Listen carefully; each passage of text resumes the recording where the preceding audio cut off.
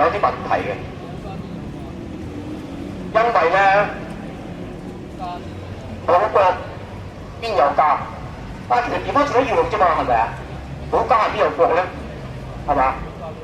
啊！所以其實即係有時候我哋咧就以為習慣咗個想法好啱，但係其實你問多一句咧係有啲問題嘅。但係更大問題係嚟自呢一樣嘢，所謂國家安全。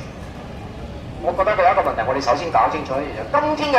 今天嘅即係國家係屬於邊個嘅？你哋有冇份嘅？你哋有冇份選出呢一個？我哋知道喺香港有講係港區人大啊，係咪啊？按照中國嘅憲法，如果你係中國嘅公民，都有權選舉呢一個咧，就係人大代表，係咪啊？但係我想問你，港區嗰23個人大代表係咪你哋選出嚟嘅？你哋有冇見過人大代表嘅選票嘅？你問下自己。各位見過立法會議員嘅選票係點樣樣嘅？各位亦都見過區議會嘅選舉係點樣樣嘅？但係你哋有冇見過人大代表嘅選票？你見都冇見過。啊，封神榜之外嘅封㗎，係咪？即係唔到我哋管㗎。喂，但係呢個咪違反中國憲法？中國憲法講明，中國公民係有權選舉同埋被選人大代表啊！但係我哋連選票都冇見過，然後嗰啲港區人大代表就可以咧列席同埋參與咧，就係中國嘅人大即係人大嘅會議，亦都列席咗今次嘅人大常委會嘅會議。我哋連喺隔住窗邊睇都冇資格㗎，所以有一個問題就係話國家安全啊，國家梗係有安全啦，但係呢個國家而家俾你有份咩？你冇份嘅。而家呢個國家係俾邊啲人控制咗嘅？魔鬼！魔鬼啊！其實咧，我覺得魔鬼都可能仲可愛啲嘅。係喎。如果你有讀過浮士德咧，係嘛？係嗰個浮士德咧，嗰個主人翁係咪？其實個魔鬼都幾守信用㗎。佢同嗰個即係咧嗰個作家，即係同嗰個主人翁講啊，係嘛？嗰個同主人翁講啊，嗱，我可以令你咧回復青春嘅，你可以重新追女仔㗎，係咪？啊，不過咧你就而家要賣你個靈魂俾我啦，係咪？咁佢守信用啊，大家都。咁個結果就係賣咗佢個靈魂，但係佢結果又真係令佢咧就係即係後生咗㗎嘛，原來追咗個靚女嘛。但係我諗咧，即係我唔叫佢共產黨，其實我叫佢仲產黨啊。係啊，嗰啲仲產黨真係仲慘過魔鬼啊嘛，係咪？即係咧，可以話啊賣咗個靈魂俾佢咧，佢唔會俾翻佢個樂言俾你㗎。呢個就係佢嘅特點，所以其實我哋見到一個問題就係咧，國家安全呢個國家我哋有冇份嘅先？冇嘅。呢個國家係官僚嘅國家，呢個國家係貪官污吏嘅國家，呢個國家咧係咧壟斷財閥嘅國家。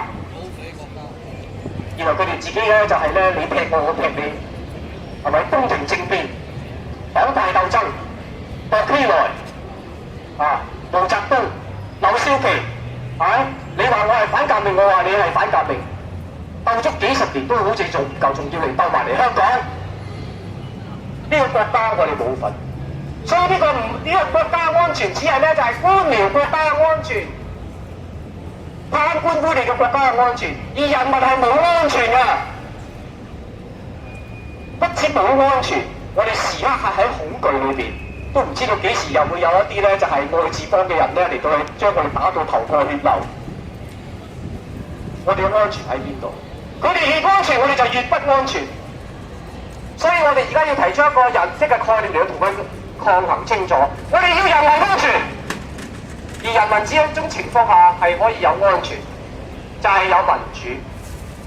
因為最簡單嘅道理，你成日講話香港係屬於中國㗎，好啱，我隻國際大案接俾你都啱晒㗎。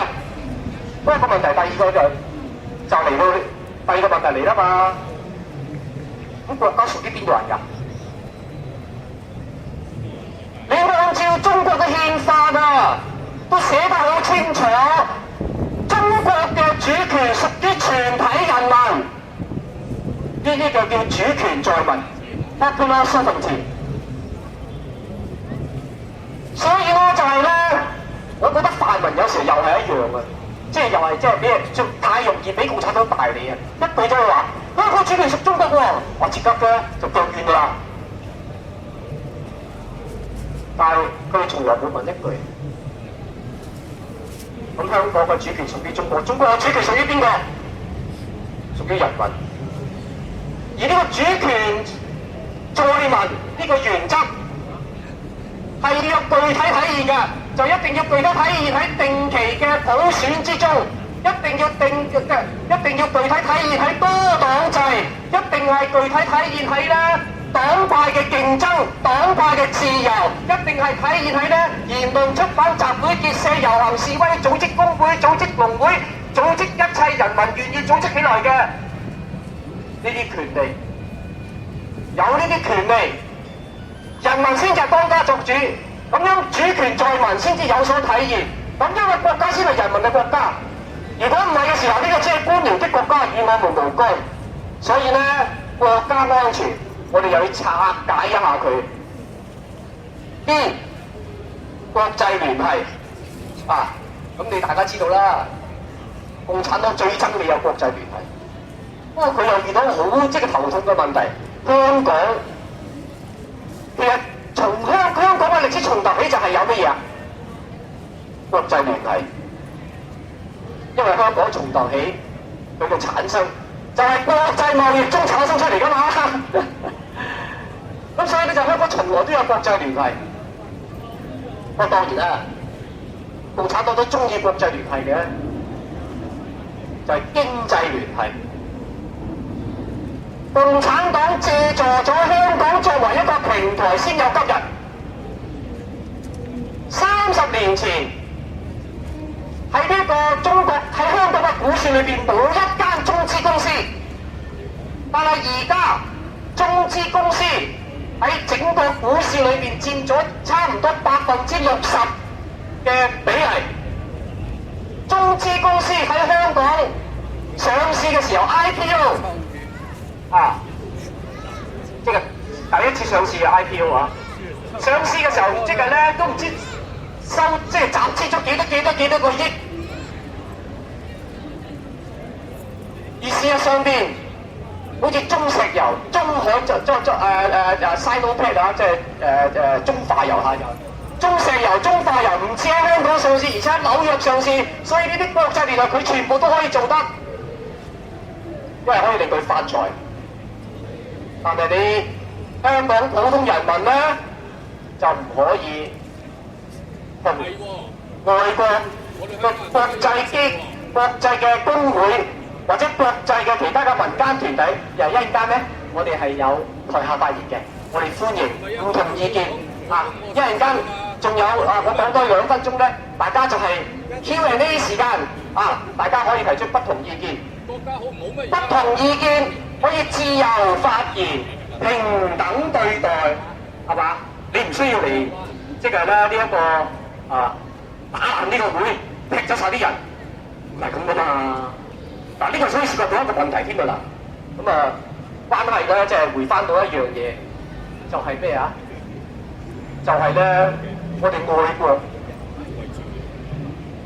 我哋愛我哋嘅國家，我哋愛呢個我哋嘅中國5000年嘅文化。但係大家亦都知道，愛國就唔等於愛黨嘅噃，係嘛？呢個係常識啦。但係我仲想講嘅一樣嘢好緊要嘅咧，就係咩咧？就係當我哋話愛國嘅時候，愛國唔等於愛黨，但係仲更加重要一樣嘢，就係我哋作為公民，我哋不止要愛護我哋嘅地方，而且我哋係要高舉一樣嘢，就係民主同埋平等嘅原則。咩意思？就係話大家有唔同意見，咁咪你5分鐘，我5分鐘啦。睇事實，講道理啊！咁你唔需要係嘛？你要搗亂呢個會㗎嘛？係咪啊？如果你搗亂咗，其實就係咩咧？其實你唔係淨係消滅咗1個人、2個人嘅發言，你係消滅咗人民嘅權利嘅。今天我哋呢個即係雨遮運動，佢偉大嘅地方唔係因為出咗幾個係咪英雄少年，出咗個黃之鋒，唔係嘅。我哋唔應該有呢啲嘅個人崇拜，而出咗你哋啊！而大家喺呢度一齊參政議政啊！而大家都一齊咧就想辦法點樣令到香港更加好啲嘅，所以一定要集眾思聚廣益，即係簡化成為就係集思廣益。各位可以唔同嘅階層，但係大家都有平等嘅發言權。咁呢個國我哋就值得愛啦，係咪啊？如果有邊啲人，佢哋而家話呢個國淨係一黨私有嘅。我哋要黨天下，而且繼續黨到咧就係咧都唔知幾多世紀之後，然後佢就出嚟話：我就係國家，我就係法律，我就係秩序，你哋全部都要冚唪唥都要收聲。咁我老實講，佢哋就賣國啊！佢哋先至真嘅賣國，咩意思啊？啊？呢啲就係叫做咧攝國之策啦。莊子有句説話好啱嘅，佢哋而家咧就係咧嗰啲所謂咧就係中國啊拉呢個拉嗰個，係咪？將佢哋咧判刑。好嘢。但係莊子有句説話好啱。佢話咧就係攝國者誅，就攝鈎者誅，攝國者囚。嗰啲人啊就偷跑啊，偷個鈎啫就殺頭。但係咧成個國家私有化咗，偷咗翻嚟袋咗落自己袋，然後咧就係將全部嘅人民當成咧奴隸一樣。邊個出聲咧就要咧滅絕你哋嘅聲音。咁我要問呢個國家係咪我哋嘅國家？Sorry， 唔係，呢個國家只係官僚嘅國家，所以我哋今天就係要奪回我哋嘅國家。首先我哋就係從奪回香港開始。多謝各位。